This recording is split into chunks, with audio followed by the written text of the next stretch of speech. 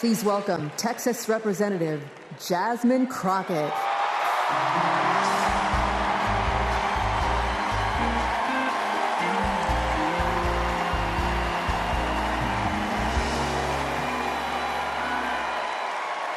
Well, good evening, America!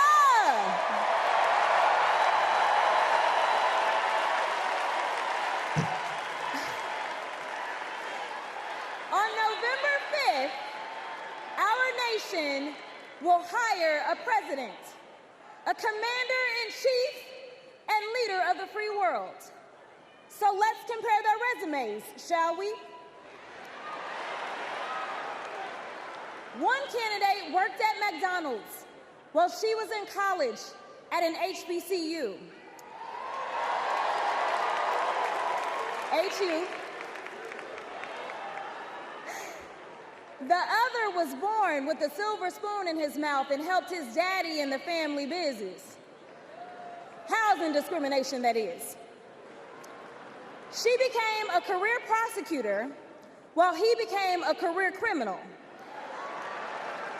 With 34 felonies, 2 impeachments, and 1 porn star to prove it.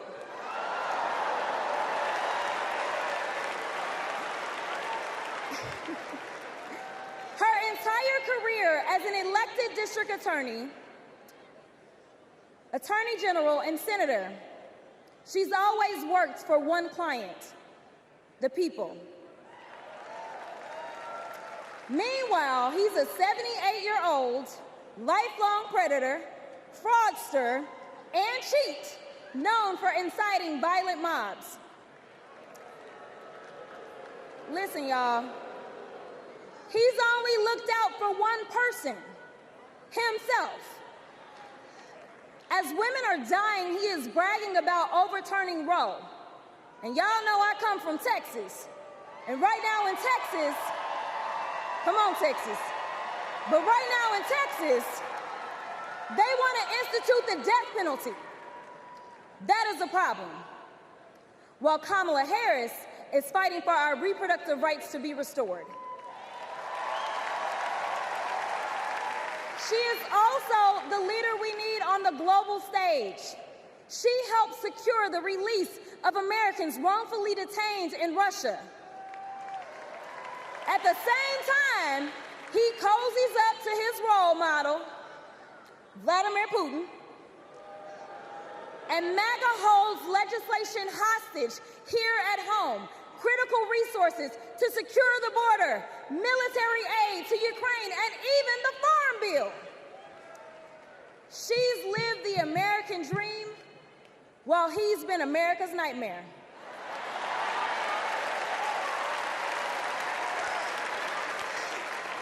America, looking at the 2 choices before you, who would you hire?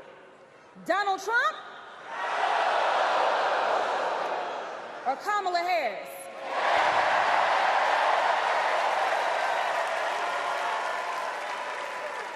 Kamala Harris has a resume. Donald Trump has a rap sheet.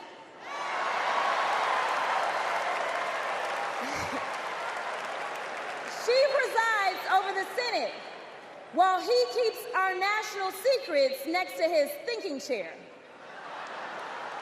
Y'all know what I said that other time. In Mar-a-Lago. Well, Donald Trump wants to put our 1787 Constitution through his Project 2025 paper shredder and make every day January 6th, Kamala Harris is fighting to fulfill the promise of America. In the real world, this wouldn't even be close. But this election is. Don't make a mistake. We are the underdogs in this fight, even though there is only one person qualified, only one person who's done the work, and who has delivered the results. And she needs you. She needs your one vote this November. Can we count on you?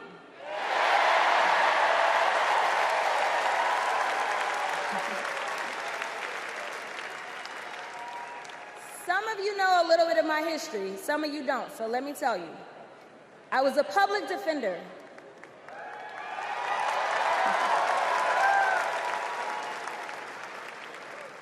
I did criminal defense as well as practiced civil rights law for almost 2 decades. I know a good prosecutor when I see one.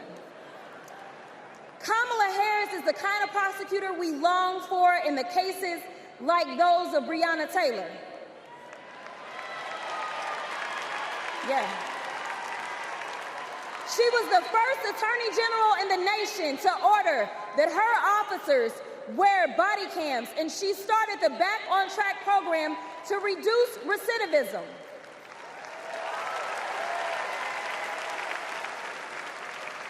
Listen, y'all, she did all these things because she genuinely cares about people.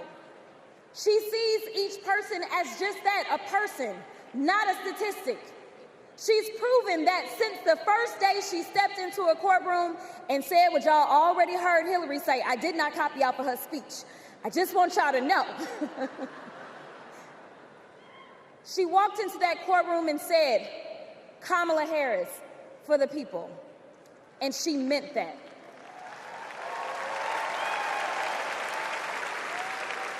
Many of you know her credentials, but what I love about Kamala Harris goes beyond her resume, is that she sees the humanity in everyone.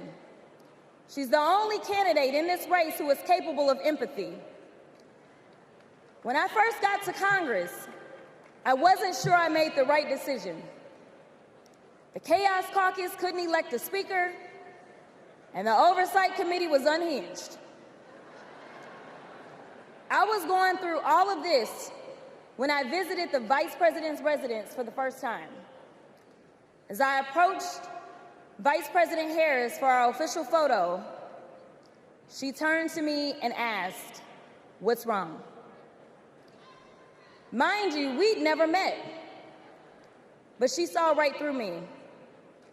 She saw the distress. I immediately began crying.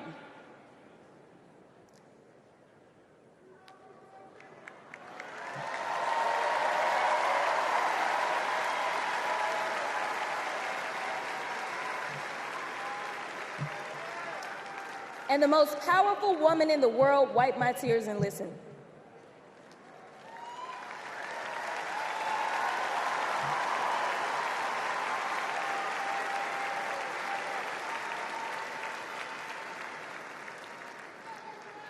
It's so hard for me to tell this story. She then said, among other things, "You are exactly where God wants you. Your district chose you because they believe in you, and so do I."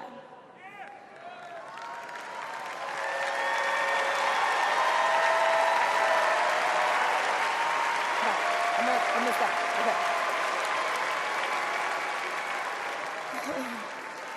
The next month, I went viral for the first of many times to come for hitting Republicans with a dose of their own medicine. That brief but impactful interaction gave me my legislative legs, and I've been running ever since.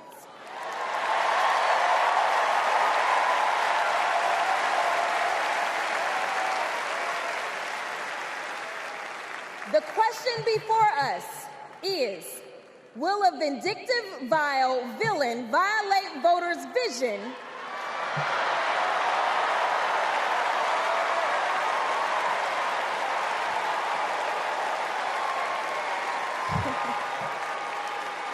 for a better America or not? I hear alliterations are back in style. We deserve better. We deserve a president who can be a bright light in a sea of darkness. One who will pull us forward, because we won't go back.